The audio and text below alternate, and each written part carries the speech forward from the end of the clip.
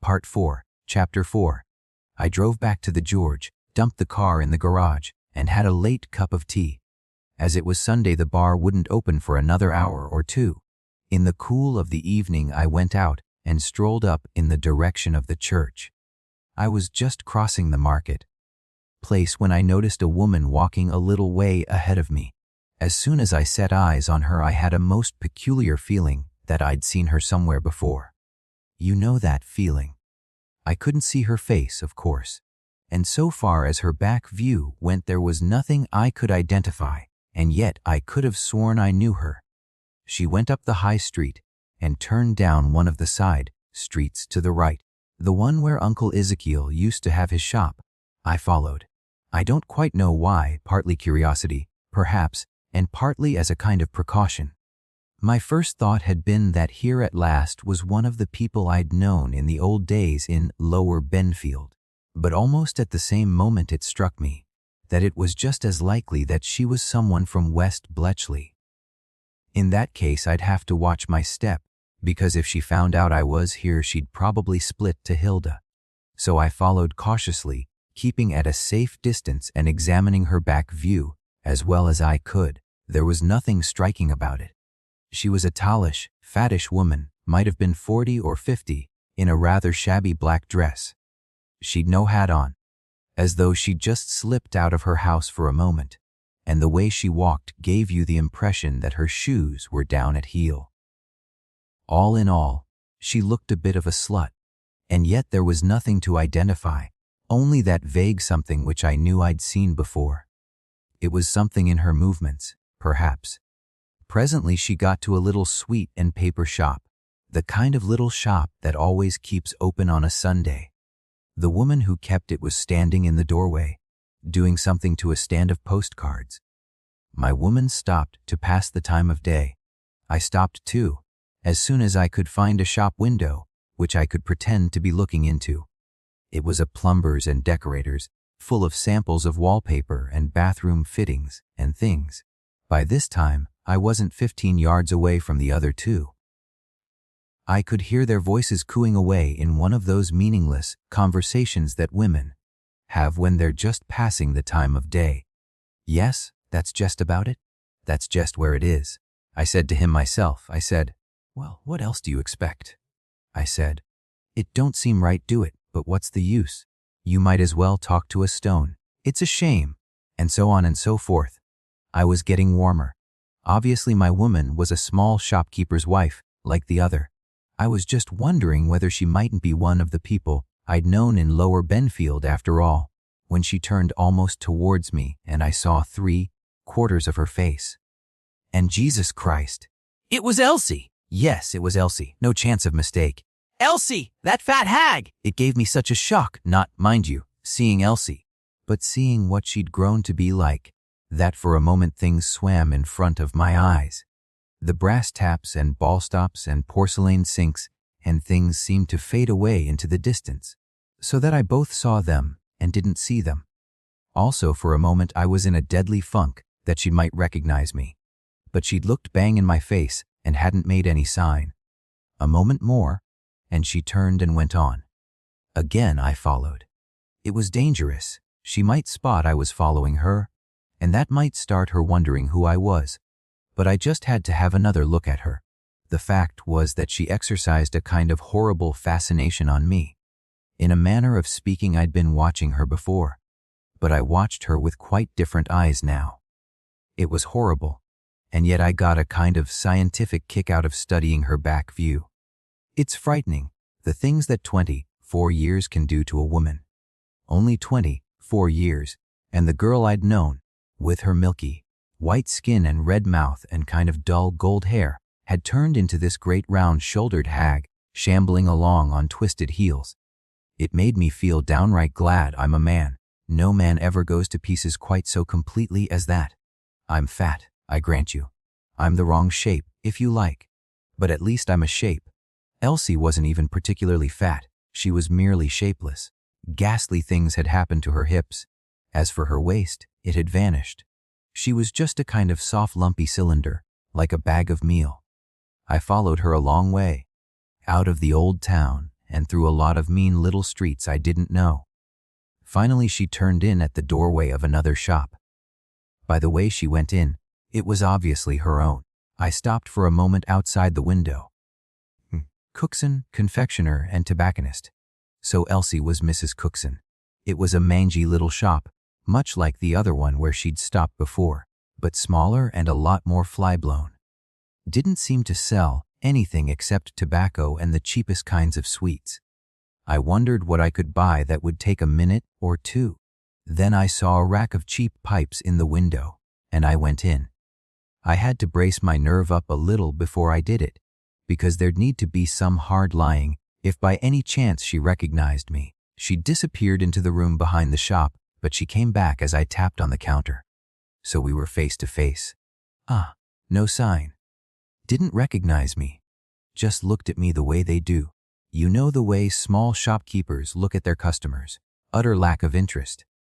It was the first time I'd seen her full face, and though I half expected what I saw, it gave me almost as big a shock as that first moment when I'd recognized her. I suppose when you look at the face of someone young, even of a child, you ought to be able to foresee what it'll look like when it's old. It's all a question of the shape of the bones. But if it had ever occurred to me, when I was 20 and she was 22, to wonder what Elsie would look like at 47, it wouldn't have crossed my mind that she could ever look like that. The whole face had kind of sagged, as if it had somehow been drawn downwards. Do you know that type of middle-aged woman that has a face just like a bulldog? Great underhung jaw, mouth turned down at the corners, eyes sunken, with pouches underneath. Exactly like a bulldog. And yet it was the same face. I'd have known it in a million. Her hair wasn't completely gray. It was a kind of dirty color, and there was much less of it than there used to be. She didn't know me from Adam. I was just a customer, a stranger, an uninteresting fat man. It's queer what an inch or two of fat can do. I wondered whether I'd changed even more than she had, or whether it was merely that she wasn't expecting to see me, or whether, what was the likeliest of all, she's simply forgotten my existence. Deafening, she said, in that listless way they have. I said flatly, a briar pipe. Now just let me see. I know we got some pipes somewhere. Now where did I go? Or we are. She took a cardboard box full of pipes from somewhere under the counter. How bad her accent had got. Or maybe I was just imagining that, because my own standards had changed. But no, she used to be so superior. All the girls at Lily White's were so superior, and she'd been a member of the Vicar's reading circle. I swear she never used to drop her H's. It's queer how these women go to pieces once they're married. I fiddled among the pipes for a moment and pretended to look them over. Finally, I said I'd like one with an amber mouthpiece. Amber. I don't know as we got any cue. She turned towards the back of the shop and called, Orge. So the other bloke's name was George too. A noise that sounded something like came from the back of the shop. Orge, where'd you put that other box of pipes? George came in. He was a small studdish chap, in shirt sleeves, with a bald head and a big gingery, colored soup strainer mustache. His jaw was working in a ruminative kind of way. Obviously, he'd been interrupted in the middle of his tea. The two of them started poking round in search of the other box of pipes. It was about 5 minutes before they ran it to earth behind some bottles of sweets. It's wonderful, the amount of litter they manage to accumulate in these frowsy little shops where the whole stock is worth about 50 quid. I watched old Elsie poking about among the litter and mumbling to herself. Do you know the kind of shuffling, round-shouldered movements of an old woman who's lost something? No use trying to describe to you what I felt. A kind of cold, deadly desolate feeling. You can't conceive it unless you've had it. All I can say is, if there was a girl you used to care about 25 years ago, go and have a look at her now. Then perhaps you'll know what I felt. But as a matter of fact, the thought that was chiefly in my mind was how differently things turn out from what you expect. The times I'd had with Elsie! The July nights under the chestnut trees! Wouldn't you think it would leave some kind of after effect behind? Who'd have thought the time would ever come when there would be just no feeling whatever between us? Here was I and here was she. Our bodies might be a yard apart, and we were just as much strangers as though we'd never met. As for her, she didn't even recognize me. If I told her who I was, very likely she wouldn't remember. And if she did remember, what would she feel? Just nothing. Probably wouldn't even be angry because I'd done the dirty on her. It was as if the whole thing had never happened. And on the other hand, who'd ever have foreseen that Elsie would end up like this? She'd seemed the kind of girl who's bound to go to the devil. I know there'd been at least one other man before. I had met her, and it's safe to bet there were others between me and the second George. It wouldn't surprise me to learn that she'd had a dozen altogether. I treated her badly. There's no question about that, and many a time it had given me a bad half hour. She'll end up on the streets, I used to think, or stick her head in the gas oven. And sometimes I felt I'd been a bit of a bastard. But other times I reflected severally, what was true enough that if it hadn't been me, it would have been somebody else. But you see the way things happen, the kind of dull, pointless way. How many women really end up on the streets? A damn sight more end up at the mangle. She hadn't gone to the bad, or to the good either. Just ended up like everybody else, a fat old woman muddling about a frowsy little shop with a gingery, mustached George to call her own. Probably got a string of kids as well. Mrs. George Cookson.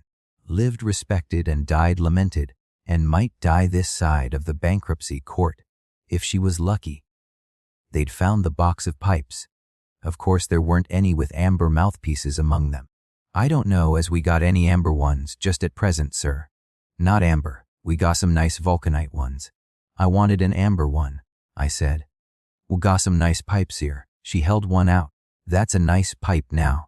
Off a crown, that one is. I took it, our fingers touched, no kick, no reaction. The body doesn't remember, and I suppose you think I bought the pipe, just for old sake's sake, to put half a crown in Elsie's pocket. But not a bit of it. I didn't want the thing.